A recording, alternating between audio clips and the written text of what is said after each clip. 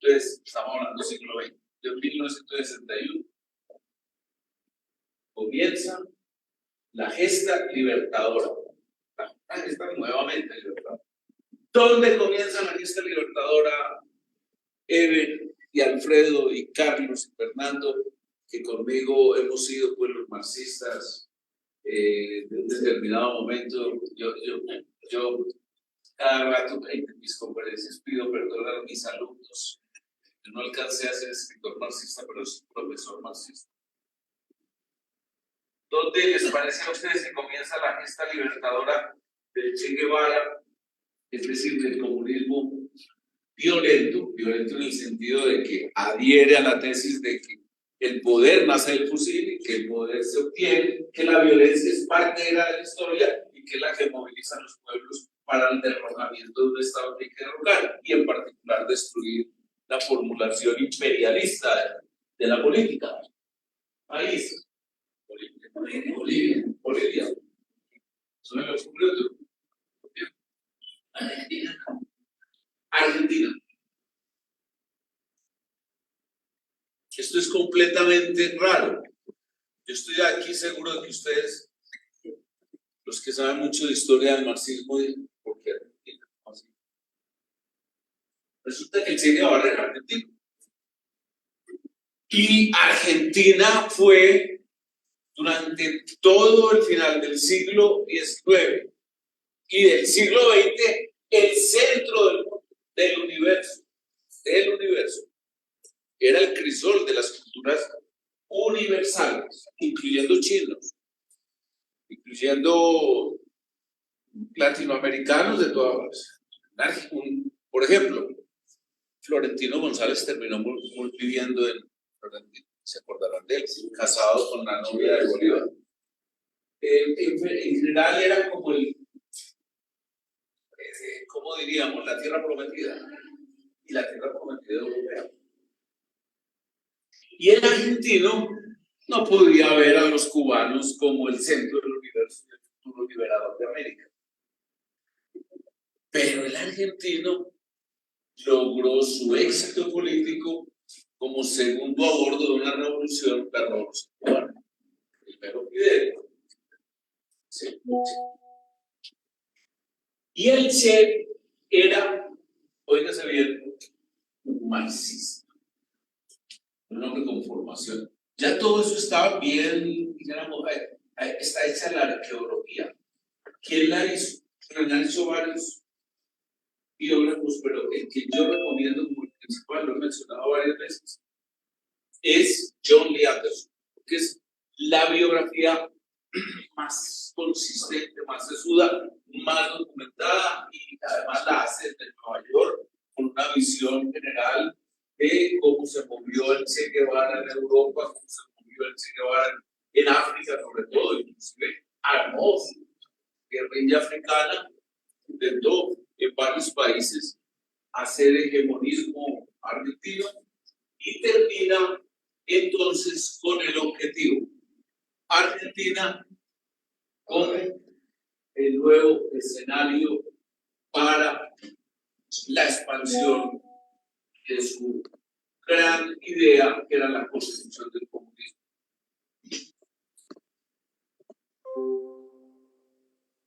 Por ejemplo, por eso, el que dijo Bolivia no estaba equivocado.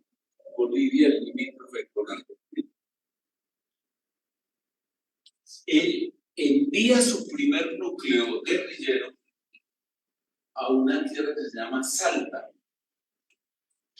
Argentina, y tiene por objeto convertirse en el escenario, digamos, de explosión que él llamaba el foco. Pero el primer foco no es solamente argentino, o sea, no son focos argentinos. Él envió a Argentina a un compañero de él, un hombre de la misma edad de él, de pronto, incluso menor, nada menos que el fundador de Prensa Latina, donde trabajó nuestro amigo Plinio, donde trabajó García Márquez. Núcleo de pensadores, de intelectuales, de ideólogos, e incluso también de psicópatas y sociópatas. Era Prensa Latina, La Habana, y allí concentró a una célula de argentinos dirigidos por un sociópata de apellido Massetti. Y Massetti llega a Salta a preparar la llegada del Redentor, quien se debe instalar en la parte norte, en Bolivia. A su vez, organiza un grupo de redentores en Venezuela, que es el primer núcleo importante. Alrededor de 3 personas, trayectoria en el movimiento comunista internacional. Todos llegaron a ser figuras muy importantes de la política venezolana, incluso al poder. Son nombres que dicen poco para el común de los colombianos y en general de los estudiosos de la historia, pero son nombres muy importantes en la revolución latinoamericana. El primero, Douglas Bravo, recién muerto, murió en la pandemia. El segundo, Ali Rodríguez, murió anciano en Cuba como embajador del régimen de Chávez. Si ven cómo se van Rodríguez reuniendo todo el escenario.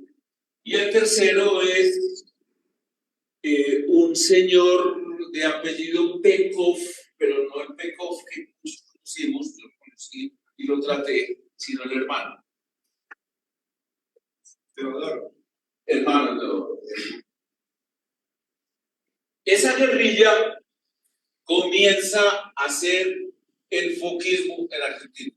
Perdón, en Venezuela, preparando el terreno del Redentor. El segundo no es Colombia todavía incluso, es Béjar, en Perú. Béjar termina su ciclo también como uno de los discípulos del Redentor, como canciller del gobierno de Pedro Castillo el año pasado, ya viejito. Todo el mundo me preguntaba, era uno de los discípulos del Redentor argentino del año 61, la guerrilla es del 63, también del 64. Él llevó a Argentina, llevó Perú, Venezuela, Colombia, el más loco de todos locos de remate, Fabio Vázquez Castaño y el padre Camilo Torres. Absolutamente locos. Estoy hablando de hechos comprobados. Y para no avanzar mucho y simplemente les dejo pues asunto de reflexión, estudio y discusión, todas estas organizaciones terminaron siendo una especie de asociaciones criminales en donde la primera víctima era les voy a poner un solo ejemplo, Massetti, por ejemplo. El segundo de Massetti se llamaba comillas Miguel, que era el seudónimo, el nombre de guerra. Y el tipo le comenzó a caer gordo y comenzó a hacerle cierta contrafuerza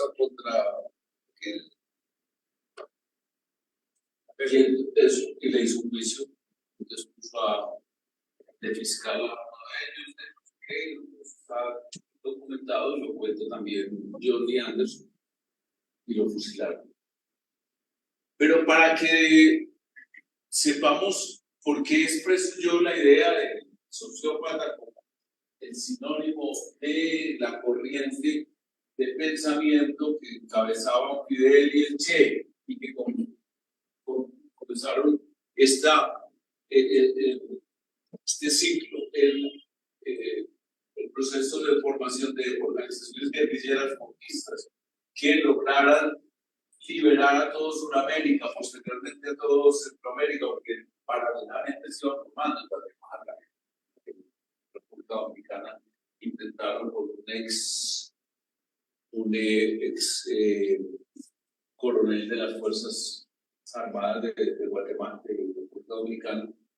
Entonces, estos señores expresaban de tal manera su condición sociópata que no es sino el caso de los helenos, que nosotros muchos conocemos, no solamente por los libros, sino incluso por contacto personal, y porque hay incluso también, pues no es sino que hable con algunos de los que están en la mesa de negociación. Por ejemplo, un viejito que está en la mesa de negociación fue profesor de la Universidad Pontificia Bolivariana donde yo estudié.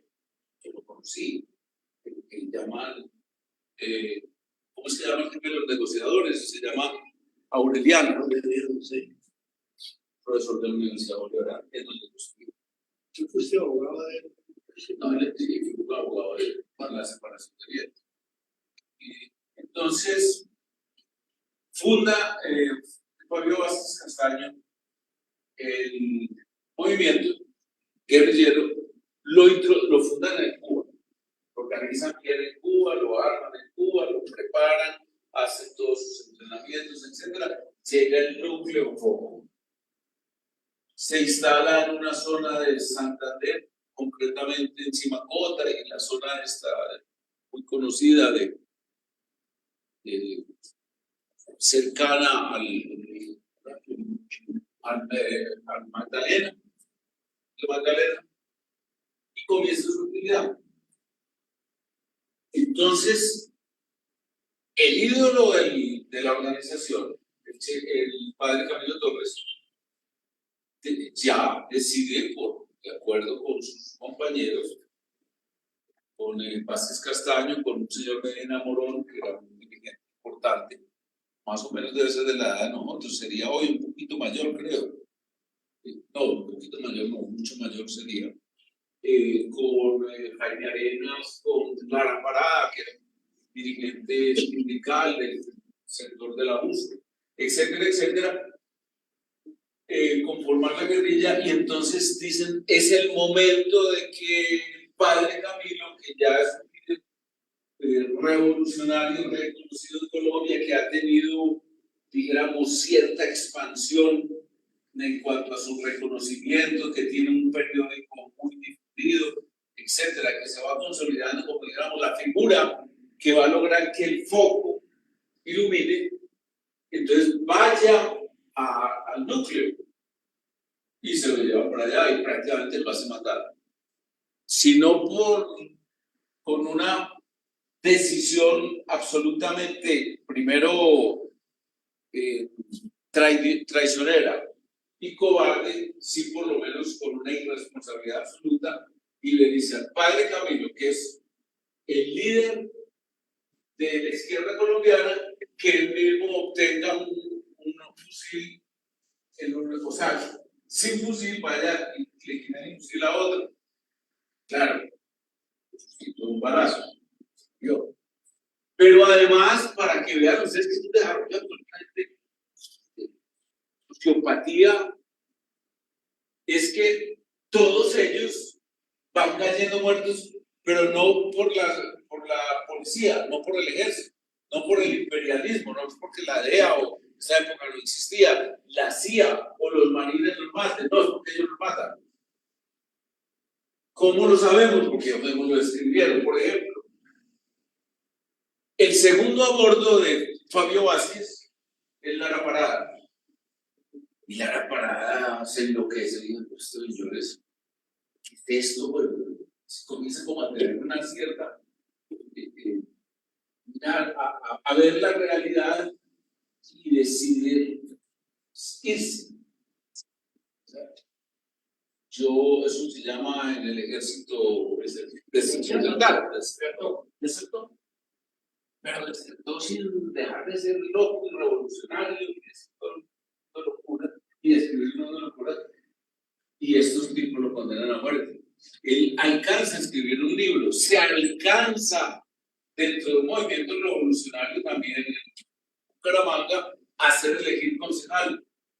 ¿Dónde murió? Al frente de la casa de Cuevas Montijo. Ahí está una hija de Lara Parada reivindicando la figura y escribe. Yo por ahí la leo de vez en cuando en sus páginas digitales. Una hija de Lara Parada, es una mujer llamada.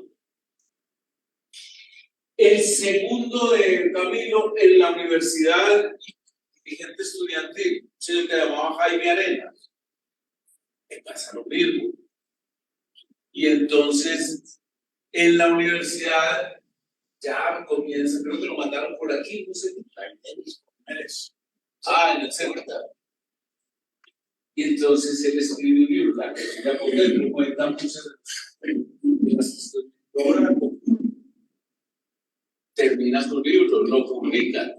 Incluso fue Galán, el sacrificado, el que hace la introducción del libro. La guerrilla por dentro, ahí cuenta también todo lo mismo. ¿Y dónde terminan? Lo matan por aquí cerquita también, por Bogotá. Aquí está. Él mismo cuenta la muerte de Medina Morón y un señor Otero. Vázquez Castaño, para economizar munición y para que el enemigo no oiga los balazos, ordena que 2 ejecuciones de personajes de estos, como los que estoy comentando, que bien podríamos haber sido nosotros, universitarios, los sacrifiquen con puñal, etc. Estamos hablando de locura, estamos hablando de política, estamos hablando de enfermedad mental y además criminal. Entonces, esto lo estoy diciendo por lo siguiente, porque lo de Argentina, lo de Bolivia, lo de Perú, lo de Colombia, lo de Venezuela, lo de Centroamérica, pues siempre lo mismo. Comenzó con la prédica revolucionaria, con el apoyo universal, porque es lo de que hoy el Che Guevara sigue siendo un ícono, que lo vemos en las camisetas, en toda parte. Era una prédica universal, con gran apoyo universal. Tanto es así que toda la intelectualidad mundial, por ejemplo, cuando Fidel Castro comenzó a ejercer su acción criminal contra homosexuales, por ejemplo, pues se acuerdan del caso Padilla y varios otros, se asustó y se publicó un documento contra esos actos terroríficos y además dictatoriales de Fidel y del Che. Inmediatamente los partidos comunistas rodean al régimen y muchos de esos firmantes retiran su nombre, como por ejemplo Cortázar, como por ejemplo Jean-Paul Sartre. El único que se sostuvo de todos ellos realmente fue Vargas Llosa. Bueno, yo creo que Lenin también firmó. O sea, que no sé. Pero de eso estamos hablando. Entonces, García Márquez retiró el nombre después de saber. no, él nunca lo.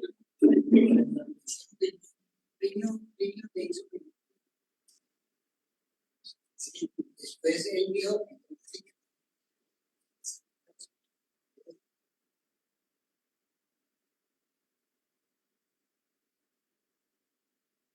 Año 1991, estamos saltando bastante, 59, 61, 91. 1991. Esto está tan agotado. Toda esa violencia, toda esa locura de las que es pequeñado. Narrar esto sería unos tomos y tomos y tomos para contarlo en cada uno de sus países. En 1991 la situación revolucionaria es la siguiente. Los centros de apoyo económico, financiero y sobre todo de control político están en plan disolución. Por ejemplo, las organizaciones comunistas tenían su centro o polo o se nucleaban en una organización que tenía que era la Comintern en Checoslovaquia. Por ejemplo, bueno, el Cepeda vivía allá, comunista, pero de aquí salía dinero hacia estas organizaciones. Estas organizaciones no es que se basaran en fondos propios y armamento robado al enemigo, por la financiación internacional. En 1989, Checoslovaquia dejó de ser socialista. Y Hungría, Bulgaria, Yugoslavia, y Alemania Universal, y Albania, etc. Entonces, 1989. Y en 1991 se disuelve la propia Unión Soviética. Entonces, no solamente caen los títeres, sino que el propio títere entero cae también. Y entonces Fidel y Lula toman la determinación de crear una organización que les permita ser completamente autónomos y dedicar su esfuerzo a la actividad política legal. Es decir, olvidarse del método violento, olvidarse de la organización guerrillera, olvidarse de la combinación de formas de lucha. Solamente se lo autorizan a pocas organizaciones. Las únicas organizaciones de combinación de formas de lucha que admitieron en el año 1991, ellos firmaron en el 90, pero en el 91 salieron de la luz, fueron las dos colombianas, el ELN y las FARC. Están en la acta de fundación de Foro de Sao Paulo. Y entonces, en 1991 comienza este proceso.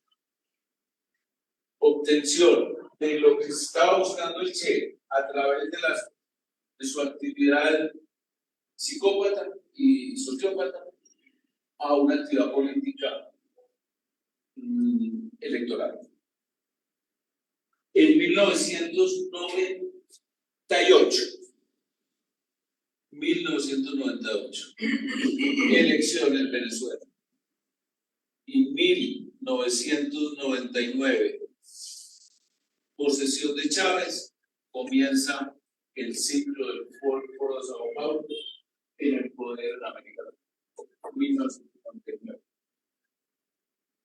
En el 2002, la situación está más o menos dada para que muchos de estos países que no tienen actividad guerrillera, sino actividad política revolucionaria, legal, logren el triunfo, o sea, los partidos de esa organización, y en una de ellas se obtenga por la vía de la violencia revolucionaria, el ejercicio de la combinación de la política legal y la política armada colombiana. Y eso está demostrado en un documento, el Archivo Reyes. En el Archivo Reyes hay una narración detallada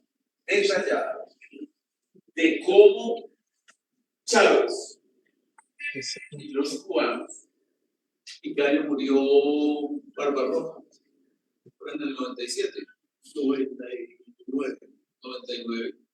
Barbarroja era como una especie de ministro de guerrillas. Claro, como todas se habían acabado ya prácticamente.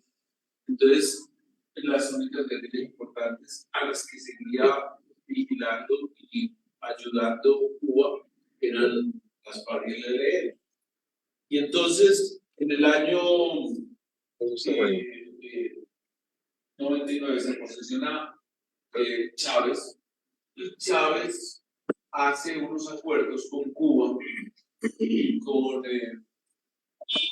la izquierda general, para financiar la revolución en Latinoamérica.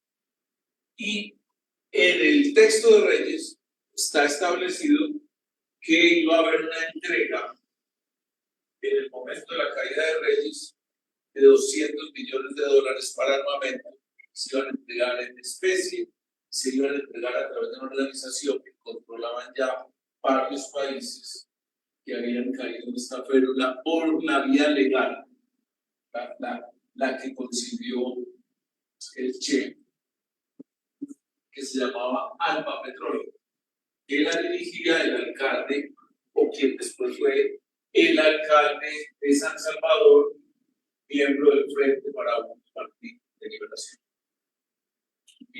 en 2008. Ya están en el poder entonces, en esta década, la primera década del siglo XX, Venezuela, luego Argentina, luego fue primero Brasil, Argentina, Uruguay, Paraguay, Ecuador y Bolivia. Y Perú, que es una cosa muy rara, también ganó un señor chavista, llamémoslo del Foro de Sao Paulo, y como que se le olvidó y él se dedicó a conseguir plata y esas barbaridades que fue un exfiltrar, ¿cómo era que llamaba? Ollanta Humala, pero eso no lo consideremos parte del Foro de Sao Paulo.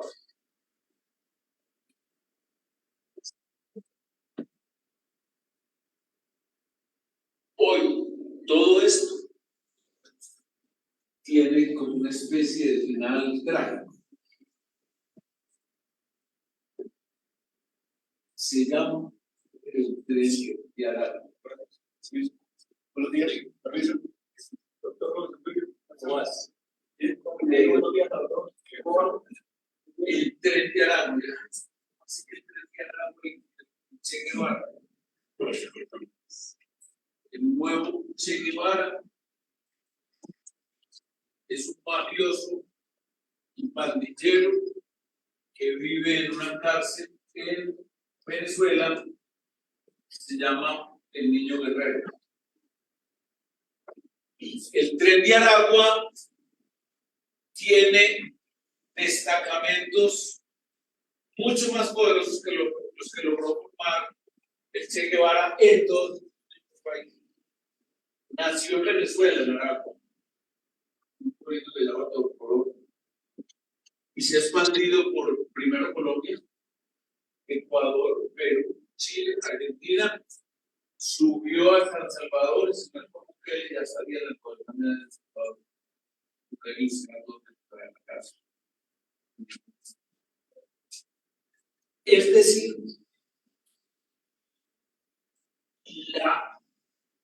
la herencia, el legado, lo que logró el socialismo en América Latina con sus gobiernos, con su construcción del comunismo en Cuba, con su triunfo en la revolución, entre comillas, de Venezuela, con el ascenso al poder de Petro y con todas las demás manifestaciones de lo que es la revolución socialista, por ejemplo, la destrucción de la economía del país más poderoso de América Latina, es hoy el tren de Aragua, es decir, el crimen. La economía como una actividad criminal. La organización política convertida simple y llanamente en la expresión más degenerada y degradada del ser humano. Como por ejemplo, que cualquier decisión que antes se tomaba por el Macetti, o por el Che, o por el Vázquez Castaño, o por Béjar, o por cualquiera de ellos, era simulando un fusilamiento, hoy es un desmembramiento. Entonces aparecen cadáveres de personas tiradas en los basureros de Bogotá, de Ecuador, de Perú, de Chile. Mira, ahí incluso está esta nota. Esa es la expresión de la política. Toda conclusión, todo desarrollo, estoy buscando la palabra, digamos, al final, esa política. en lo que es hoy el centro de La Habana, casas de ruido, mugre, gente viviendo en la condición primitiva de las cavernas. Incluso las cavernas tenían muchas mejores condiciones de vida, porque no ven por lo menos en las pinturas rupestres. No da ni para la pintura rupestre. Y necesariamente ese es la conclusión final. Entonces ahí nace una luz. Esto. Hace 5 años, 2000, yo lo hago 23, 18, un personaje de la política argentina comenzó a decir lo siguiente: todo el socialismo de locos, el socialismo disparate, el socialismo de personas que no entienden a la humanidad, el socialismo no tiene ningún sentido matemático, el socialismo es la negación de cualquier probabilidad de crecimiento, desarrollo, sostenimiento, etcétera, etcétera. Él no lo inventó, no son teorías de él.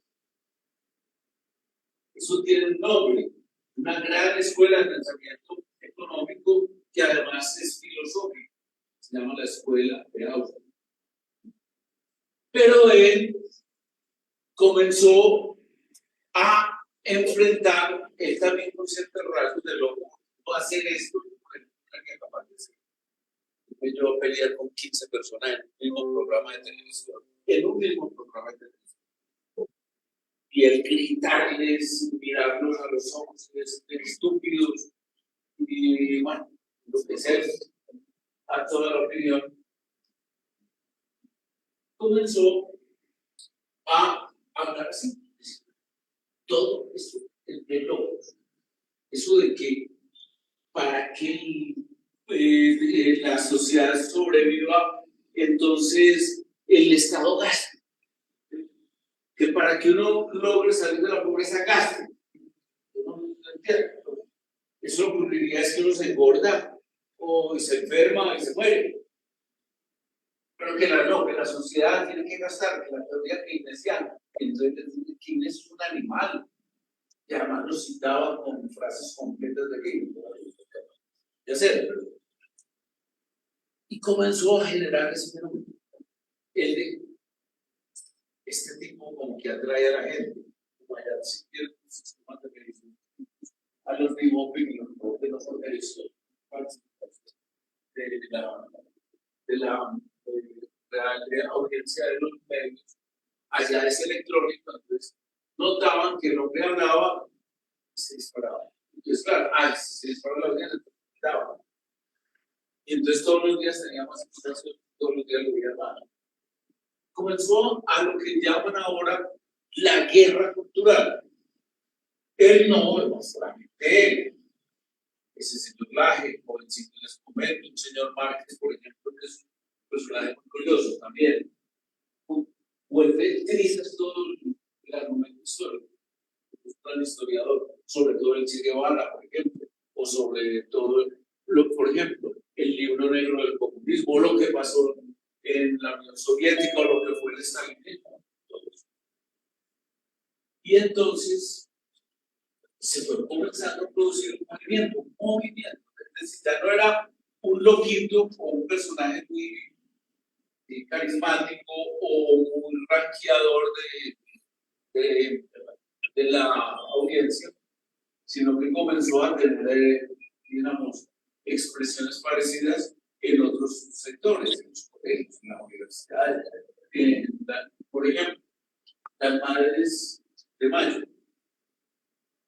Entonces, las desnudaba la realidad, el negocio que representaba, la forma asquerosamente sectaria, como hablaba la señora esa, la más viejita de ella, o el papá. Sí, las que vieron, se fue creando una cosa muy impresionante. Y hace 2 años exactamente, hace 2 años, el pico decide, no, ¿cómo así es? Esto no es solamente para venir a hablar a la radio y a los profesores. Esto no es solamente para la conferencia que para Miguel. Estaba una conferencia que tiene 3 auditorios a 100,000 pesos. Ustedes sabían eso. Bien. Muy bien. Y entonces se inscriben para ser candidatos a la Cámara de Diputados. ¿Quiénes se inscriben? Otra señora igual a él, pero mejor. Porque esta señora, digo mejor no, en el sentido de que esta señora cubría un flanco muy difícil. Todo ese debate de los derechos humanos, es decir, hablar aquí con los de los 6.400 que se inscriben con que el mismo los de Java, ¿cierto? O hablar con los Cepeda, etc. La llamada Victoria Villarreal tiene 48 años y todos los 48 años nos ha dedicado a la lucha de Europa, sobre todo en el campo del derecho. Y peleando además con unas teorías absurdas que metieron los socialistas en América Latina y en Europa y en Estados Unidos, que es la llamada teoría woke, y que es toda esa corriente además de un gran jurista argentino, que Argentina es la meca de todo el cuento doctrinario de los socialistas y los comunistas, que se llama Zaffarelli. Y es que el criminal no tiene que la cárcel, porque es que el criminal es la verdadera víctima. Le faltó, sobre todo, la pobreza, la diferencia entre las clases. Y por eso entonces hay que quitarle a lo que decía Alfredo, hay que quitarle las herencias a la gente. Y por eso hay unos tomos y tomos de locuras sobre la represión, pues al que sea rico, la represión del crecimiento económico de personas naturales y que no sea crecimiento dado por el colectivismo y para el colectivismo. O sea, el desprecio al mercado, al comercio, que es la esencia porque se vuelven pobres todas las sociedades socialistas. Que la única manera de crecer, de desarrollarse, de lograr riqueza es ahorrando, y los ahorradores invirtiendo y los trabajadores yendo a disfrutar salarios y la sociedad consumiendo. Por ejemplo, le cambian completamente el esquema a la gente cuando discuten. Hablo de los liberales. En la escuela de Austria dicen, es que el capitalista, el industrial, el gran agricultor o el pequeño veterinario es un favorecedor, es un benefactor de la sociedad, porque le lleva a la gente objetos, bienes, servicios mejores y más baratos. Bueno, entonces, allá ellos tienen en Argentina un sistema que es una decantación que nosotros no tenemos y que, por ejemplo, tu idea del Frente Nacional con partidos existentes sería casi imposible hoy acá. Y es que tienen las PAN, que son primarias, abiertas, la S es simultáneas, o sea, tienen el mismo día, y obligatorias, paso, primarias, abiertas, simultáneas, obligatorias. Entonces ellos se enfrentaron, Milei y Victoria Villarreal. La única manera de uno presentarse oficialmente a la elección es habiendo obtenido en las PASO un porcentaje de la votación, que es lo que llaman umbral. Allá es 1.5%.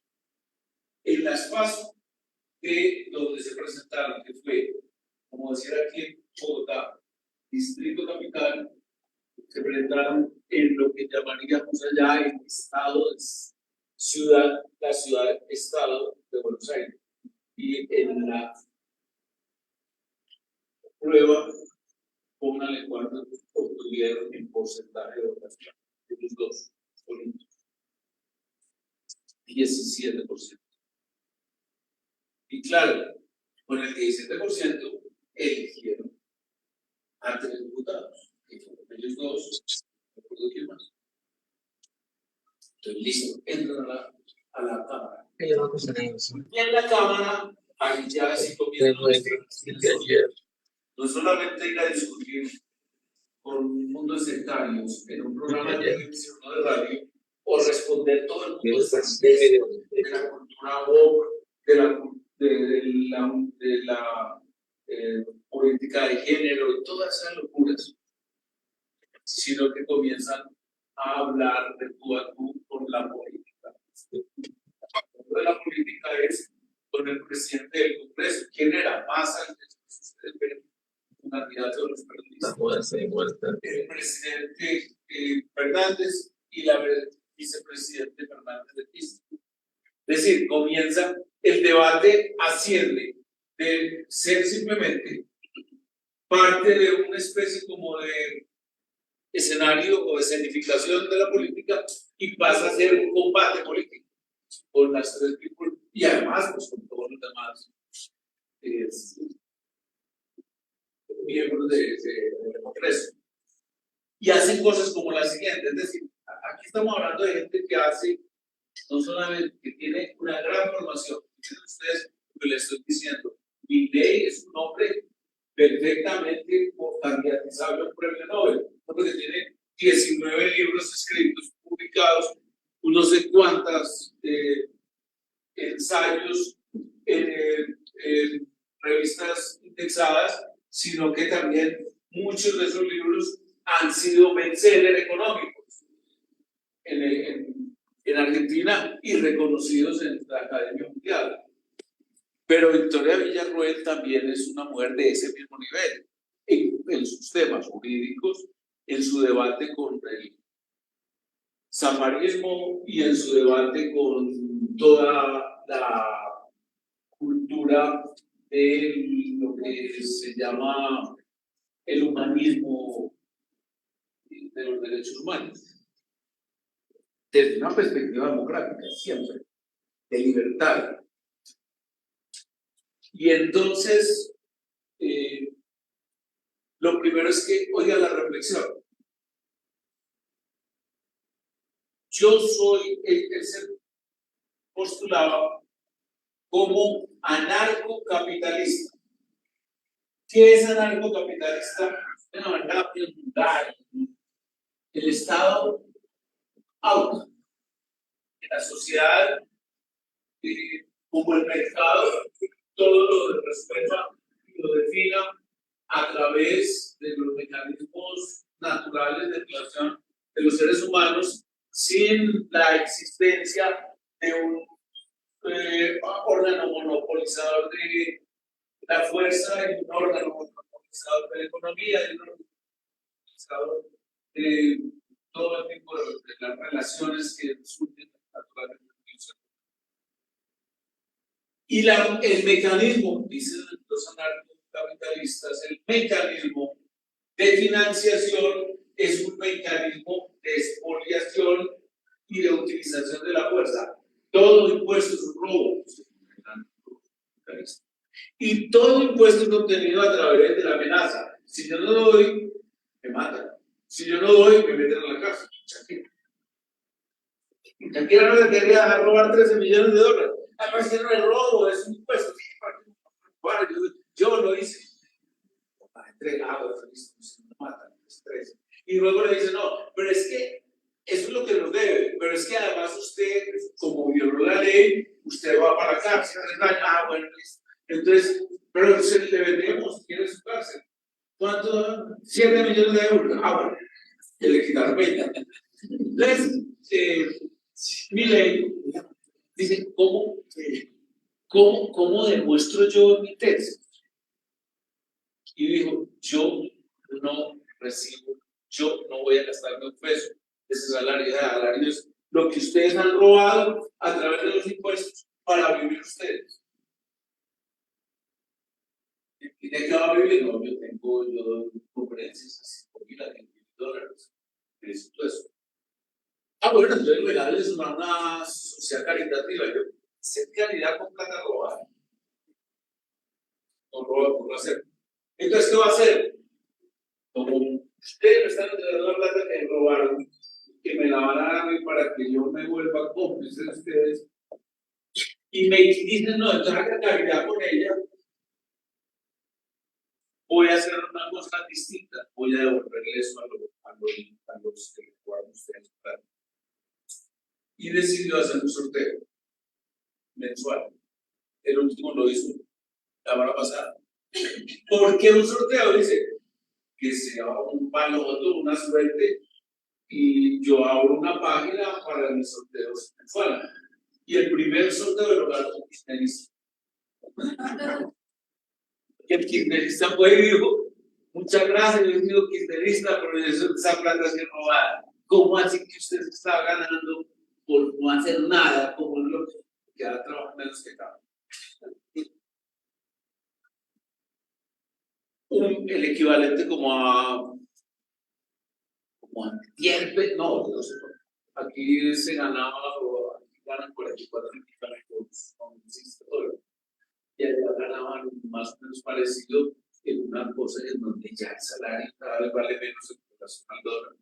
Y entonces además se volvió un escándalo, ¿cómo así que toda esa plata es la que les está entrando? Bueno, y así de esa manera fue generando lo que ustedes ven ahora como una movilización absolutamente masiva, espontánea, producto de reflexión, de convicción y sobre todo de remozamiento de la dirigencia, porque ellos tienen demostrado que realmente ellos votan desde los 16 años.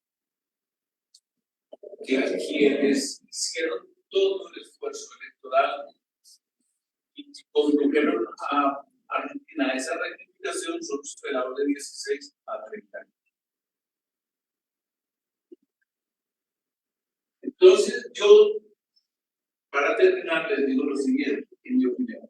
Así como nació con el Che Guevara, la locura de una hegemonía comunista en el hemisferio occidental, en particular en América Latina, la revolución liberal que va a transformar completamente el escenario político, nació hoy en Argentina desde siempre. ¿Por qué?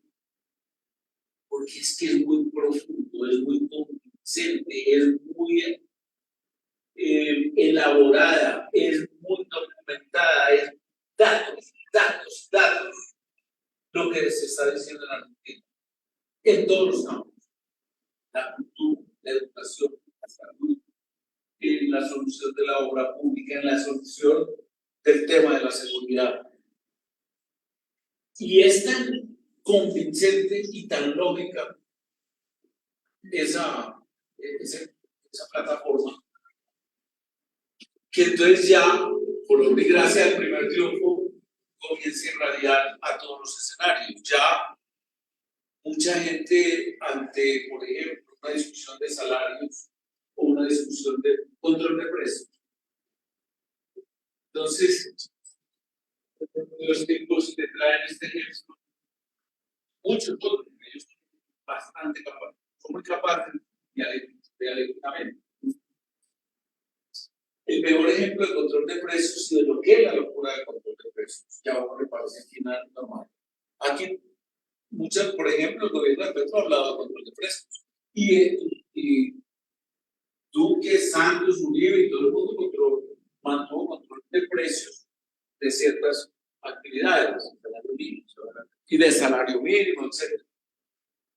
Resulta que ellos traen este ejemplo, que es el mejor. En Alemania, acuérdense, Alemania en 1945, no hay no ver las películas. total y absolutamente destruida. Hagan de cuenta, La Habana, pero por obra y gracia de los bombardeos. La Habana es porque se acabó. Si uno no repara las vigas, no le pone cuidado a los techos, se cae, se cayeron, se están cayendo. Aquí fue por bombardeo. Entonces, los aliados, recuerden ustedes, entran por dos frentes: el frente de los soviéticos y el frente de los aliados, que no fue Francia, que no era Francia, no era de Paul.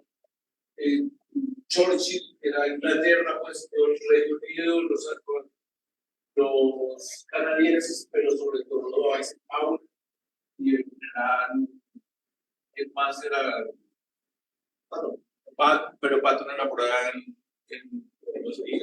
Oriente. Bueno, los que fueron, Patton, que eran Eisenhower y otros. El de Marshall.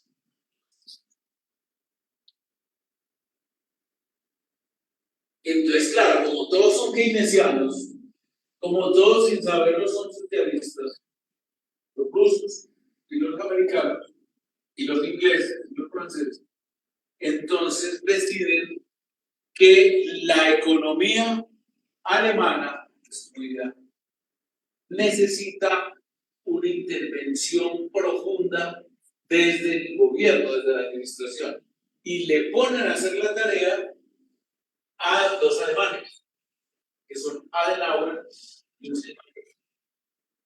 era, ¿cómo era que llama? El ministro de Economía era. Bueno, una cosa así. Perdona, pues, que no me acuerdo el nombre exacto. Entonces, Adenauer era un hombre ya viejo, había sido alcalde muy exitoso de Berlín, y el hombre pone a del ministro de Economía, y entonces el estatuto del manejo económico lo imponen los gringos, los soviéticos, los ingleses. Control de precios, toda la economía pensada por un socialista, keynesiano y comunista, y lo que todos los disparates sobre economía impuestos en una Alemania destruida. Y entonces, claro, como no hay libre comercio, y como hay control de precios, y como hay guerra contra la especulación, y bueno, todos los cuentos que nacen de una política de bloqueo de la libertad económica, los alemanes, fuera de pobres, llevados y sin texto, muertos de hambre. No aparecían papas ni yucas, nunca iban a aparecer, o tomates, ni carne, ni nada, absolutamente nada.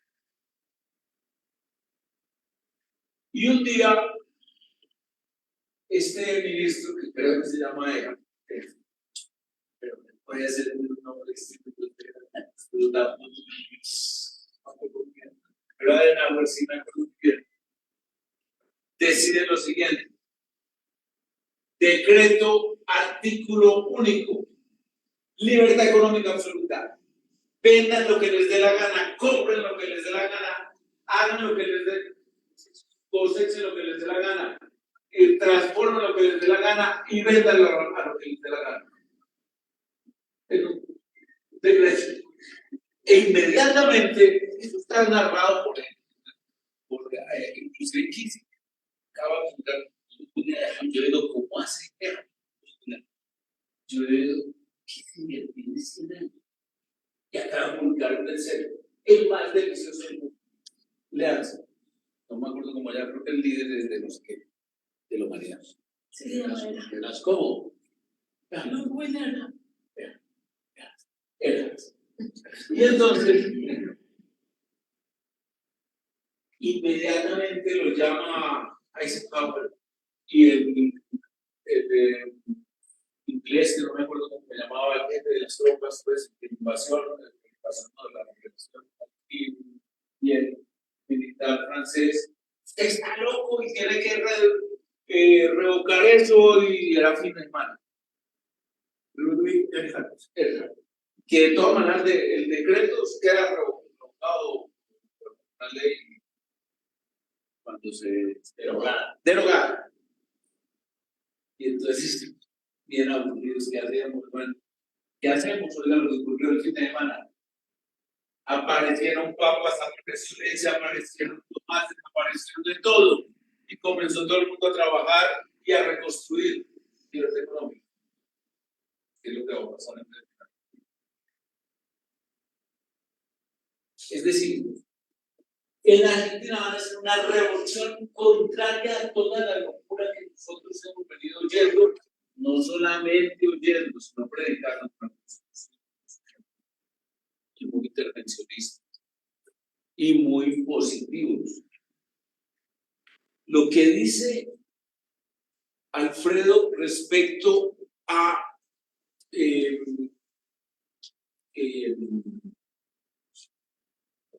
Irlanda resume todo. Bueno, no solamente este ejemplo de Alemania en un día se demostró que todo era que era intervencionismo el popular. No entiende y no aprende, entonces eso fue en el 45 y a pesar de eso los países que eran socialistas e intervencionistas.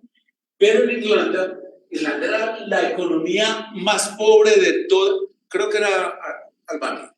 Y luego la segunda de abajo para arriba, Irlanda. Irlanda mandó al carajo todo eso. Impuso la libertad económica. Y créanme lo siguiente: el país con el mayor ingreso per cápita hoy en Europa no es Irlanda, porque es que hay dos que son chiquiticos. Bueno, Suiza que no, pero también se basa en la libertad económica. Pero de la Unión Europea, el país con el mayor ingreso per cápita es Irlanda. Eso tiene nombre propio: libertad económica. Lo que les dice Milei, con mucha más sapiencia, más conocimiento, más sabiduría, porque tiene todos los datos de cuáles son las tablas positivas de cada país, etc. Es una de las ventajas de él, que puede debatir diciéndole a usted está hablando de medidas económicas, y entonces él le pone un ejemplo, le pone además el ejemplo, los datos. En el año 1935, el ingreso la producción interno bruto argentino era de tal, el ingreso per cápita era tal, la masa monetaria era tal, la compara con el déficit fiscal. Discutir así es difícil, por eso, porque utilizas masa, porque utilizas a la señora Kirchner, porque utilizas a la libertad, a Juntos por el Cambio del partido de Macri y de la señora Woodruff, que hoy están apoyando. De manera que mi predicción: en Argentina van a hacer una revolución que va a liberar a América, incluyendo a Estados Unidos. Que Trump es un hombre liberal. Trump no es un hombre liberal. Trump es un intervencionista. Yo leí un libro, ya me olvidan mucho los nombres de los libros y sobre todo de los autores, pero alguien no, entré una vez a la alerta y me puse a ver un libro de un secretario del Tesoro de los Estados Unidos que salió volado del gobierno de Trump. Salió volado. Digo, ¿es este loco tan bravo? Y muestra las decisiones que intentó tomar Trump respecto a la libertad económica, particularmente control de precios, particularmente el cierre de fronteras económicas, etc. Más que este señor, que este sí es un verdadero filósofo de la economía, un hombre con la sabiduría que le da el hecho de que él no tiene ninguna pretensión personal. Él lo ha dicho claramente. Yo sé que yo gobierno 8 años, que es lo que se me permite, y dentro de 8 años yo me voy de Anacoreta, o me voy a ir, él dice que tiene un rabino que lo está convenciendo de ese gobierno. Y ahí Argentina tuvo un ejemplo muy interesante, y es un gran dirigente que se llamaba Alberti, que en el año 1953 logra, mediante no sé qué proceso, revolucionario o electoral, conformar una gran asamblea constituyente. La asamblea constituyente es de una normatividad completamente liberal, la ponen en práctica y Argentina se convierte en un país de ensueño para finales del siglo XIX y principios del XX. Y él mismo lo alega, es que el país con el mayor ingreso per cápita del mundo en el comienzo del siglo XX era Argentina. Nosotros, como ahora, somos el país número 32, dice él, con base en los datos de 132, perdón, sí, etcétera. ¿Qué? Y además, también, como para complementar, vengo diciendo hace un país 10 minutos por último, es que en Chile está lo mismo. En Chile está gobernando el comunismo. Mire, destituir no, derrocar, defenestrar a un tipo como Petro es un suicidio. Eso es una insensatez. Yo tengo un hermano Mamerto, 2 años mayor que yo. Se fue a llorar y a poner una flor en la tumba de Allende. Sí, a los 50 años. Mamerto. Y luego se fue a la universidad de que por todo, y además que tampoco sabe la realidad. Eso es una locura. El proceso ya estaba maduro para que incluso las mismas fuerzas que habían apoyado a Allende lo hubieran destituido si era del caso. Miren, qué cosa tan interesante. Chile tiene estadísticas y ustedes ven a Chile así, hasta el 70.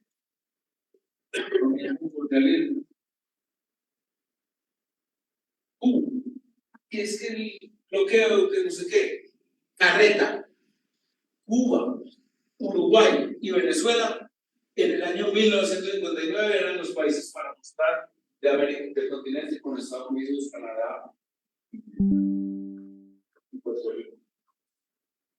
Pero los para mostrar eran a ustedes. ¿Qué es hoy Venezuela? ¿Qué es hoy Cuba? Para mostrar si es en Uruguay, es un país libre. A pesar de que tuvo un gobierno del frente, sí, con guerrillero al frente, como fue el caso de Mujica, que estuvo 12 años en la cárcel como guerrillero Tucumán, nunca se metió con la libertad económica. Pero Cuba, uno se pone a observar fenómenos culturales como por ejemplo la televisión colombiana, toda la montaña cubana. La educación, la ingeniería cubana de obras públicas, lo único que existe es lo que dejó en el 59 el imperialismo. Nada más. Antes se ha hecho una carretera. Y la infraestructura venezolana es la que dejó la corrupción de la industria. Nosotros tenemos una anécdota muy simpática. Es que uno de los presidentes más interesantes de la historia de Colombia se llamó el presidente Rafael Reyes. ¿Quién era Reyes? Tenía condiciones intelectuales. No era un intelectual, pero tenía condiciones intelectuales. Muy buena formación, un hombre aquí de Boyacá, de San Charles. No sé, Viterbo. Y allá, los hermanos, era una familia de mucha iniciativa.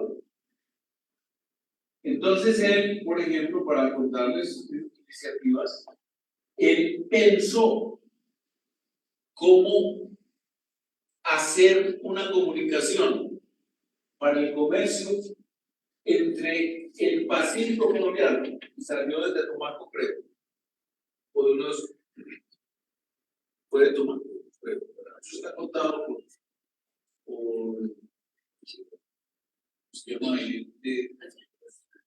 creo que no era Santa, y entonces incluso subió un barco, lo tiró al Putumayo, y por el Putumayo dijo: "Usted tiene que tener salida", y llegó en hombros porque lo recibió una manifestación, una proeza. Lo recibieron en Brasil, en el Atlántico. Y eso de Reyes, ¿cómo? Aguirre, la ira de Dios también hizo la misma. No, ese es el proyecto Vizcarral, es la película, no es Aguirre. Es sobre. Bueno, Aguirre sí. No,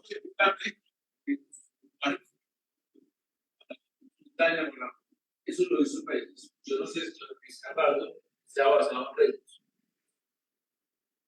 Y entonces Reyes gobierna este país 9 años. 9 o 5. 9. Y un día convoca en Santa Marta un banquete. Y no aparece en el banquete. Se montó en un barco y fue todo. Como ya ahí les dejo. Y entonces volvió como 14 años después.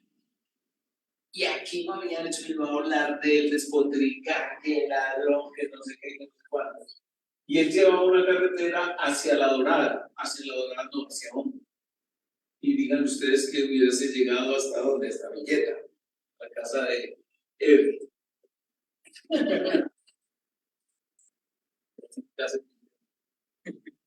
Y entonces regresa el señor expresidente, de todas maneras, ya ha bajado el odio y lo demás, viene en su delegación y llega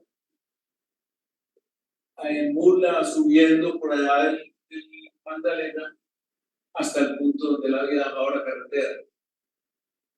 Y entonces digo, hasta aquí llegamos los ladrones, ¿ok?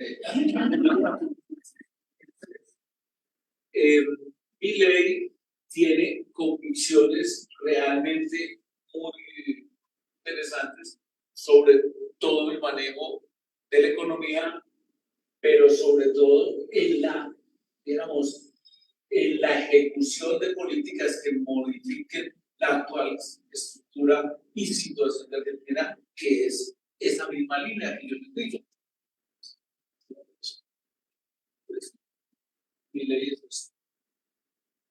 Y eso va a tener un efecto, ustedes los economistas lo llaman efecto de demostración, ¿cierto? Que es que todo el mundo va a comenzar a hacer ejercicio de función. ¿Cómo así? Pero es que esa es la realidad. Y eso comienza necesariamente a expandirse en los escenarios en donde se ha difundido la idea contraria. En la academia, en los medios de comunicación que también son eco y reflejo de la academia. Y eso va a generar una revolución en la academia. Ahí les dejo.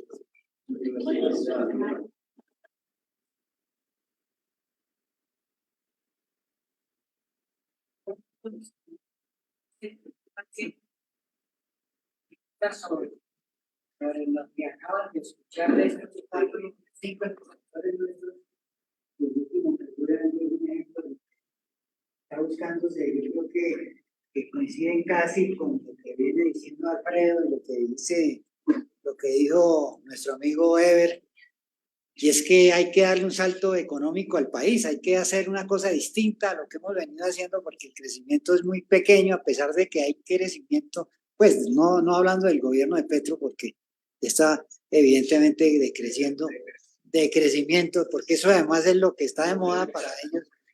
Sí, ellos lo predican, pero el éxito de Colombia tiene que ser esa posibilidad, de ser la posibilidad de crecer a una tasa de grande importancia, porque no al 3% vamos a poder salir de la pobreza y de la miseria en que está sumido nuestro país.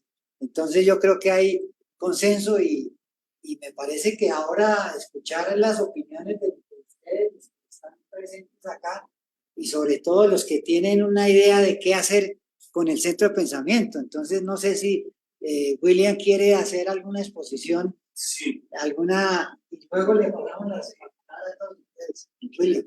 gracias. Bueno, primero. También.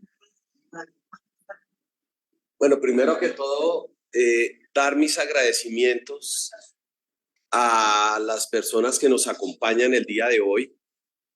indudablemente encantados con todas las apreciaciones que hemos conocido el día de hoy por parte de, yo llamaría, como le decía a Fernando, de aquellas personas que son hoy notables, que nos acompañan de manera generosa y amable y que los hemos escuchado a través del tiempo en distintas, digamos, desde distintas esquinas, donde creo que todos sacamos las mismas conclusiones favorables que nos conducen a sacar aún más reflexiones. Pero en alguna conversación que yo tenía con Fernando, yo le decía, creo que debe de nacer una idea y ojalá yo la pueda liderar, y es la voluntad. Los notables que hoy nos acompañan y, digamos, mirándolo en todos los aspectos, es algo tan valioso que muchas veces nosotros no alcanzamos a dimensionar, pero hoy sí me gustaría que eso empezara a dimensionarse de una manera muy importante, porque es que hay personas que hoy en un núcleo nos escuchan o los escuchamos, pero hoy debe ser la propuesta y debe nacer la propuesta que muchísimas personas que por cualquier razón no tienen claridad en sus ideas o que sencillamente han sido ideas mal enfocadas o mal conducidas por versiones no muy claras, exista la oportunidad de llegar a ellos y se consolide de manera un poco más formal esas versiones, todas aquellas teorías muy revisadas, muy estudiadas, que dan como resultado, digo yo, la realidad de nuestro país. Y desde el momento histórico que planteaba el doctor José Obdulio, como la realidad nacional que nos plantean nuestros notables acompañantes, honorables ex senadores, historiadores, y lo que más, digamos, que sacamos como conclusión de sus palabras es que debemos de llegar a un punto, y es formalizar el hecho de que muchas personas tengan esta oportunidad. Utilizar la tecnología para que esto se dé, creo que es un deber de nosotros. Yo le vuelvo y traigo las palabras a colación que hablaba con Fernando. Quiero iniciar con el apoyo de ustedes y de los notables que hoy nos acompañan este proyecto para que muchísimas gentes como factor multiplicador puedan escuchar la realidad transparente y bien fijada como una posición clara a esa realidad de lo que realmente, digamos, estamos enfrentando hoy.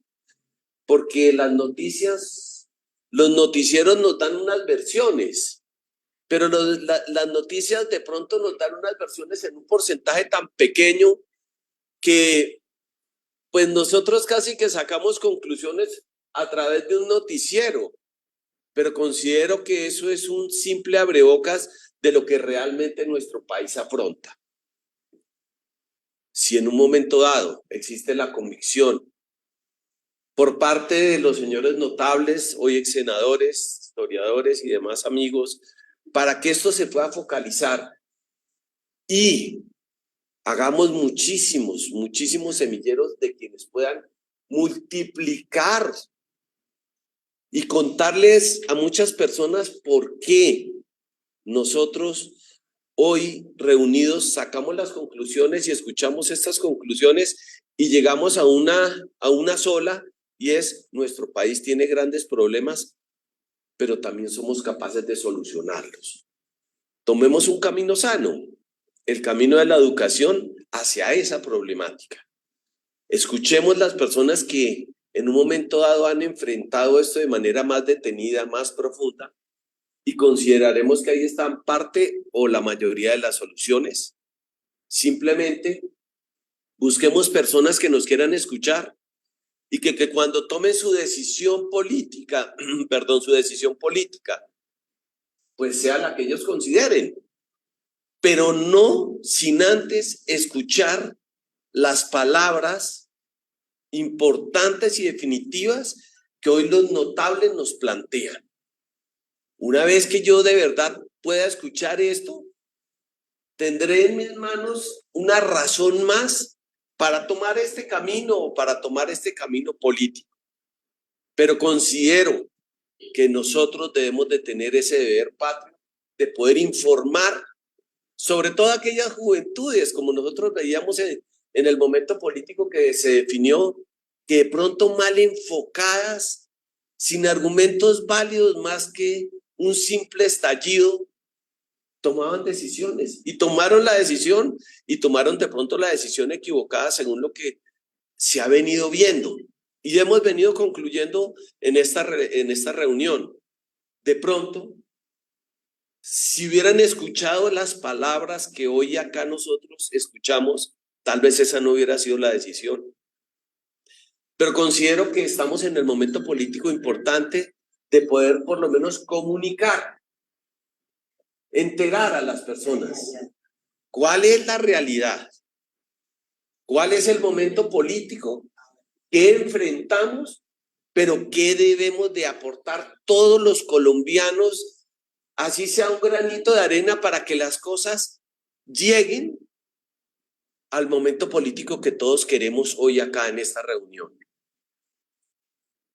Es una propuesta que hoy lanzo, que la hemos venido conversando hace algunos días con Fernando, como lo digo, pero que en la medida que se le quiera madurar esta idea, pues ojalá que tengamos el apoyo, ojalá que tengamos la decisión, ojalá que existan las voces y las manos amigas, no solamente de los notables que hoy nos acompañan, sino de muchas personas que yo considero hoy están en el Congreso, hoy están en la Cámara, que enfrentan situaciones que, como lo dije hace un momento, yo oigo la noticia por las redes de noticias, pero la oigo fragmentada.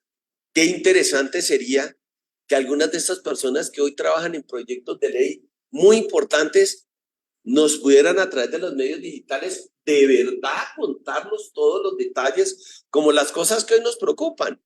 Hombre, vamos a conocer los detalles profundos de una reforma fallida a la salud que tanto nos preocupa a todos los colombianos, no lo que oigo en el noticiero, porque yo repito lo que oigo en el noticiero, pero tal vez sin mucho sustento hacia lo que es la realidad de este fenómeno en Colombia. Esto es para citar un ejemplo. Ojalá, si algunos de ellos deciden apoyarnos en este proyecto y contarle de verdad, es decir, el hecho que quieran difundir la realidad de lo que está sucediendo hace que los electores miren con ojos importantes quién de verdad representa sus intereses en estas elecciones, en unas medianas, en unas futuras, sus intereses en el Congreso. No aquellos que de pronto de un momento a otro se comprometen, pero con fines políticos más hacia intereses personales que los que necesita la nación. Hoy vemos cómo algunos congresistas, yo estoy en el Partido Liberal, pero apoyo proyectos políticos que de verdad no favorecen al colombiano, no favorecen a la nación. Entonces, contémosle la verdad a los colombianos.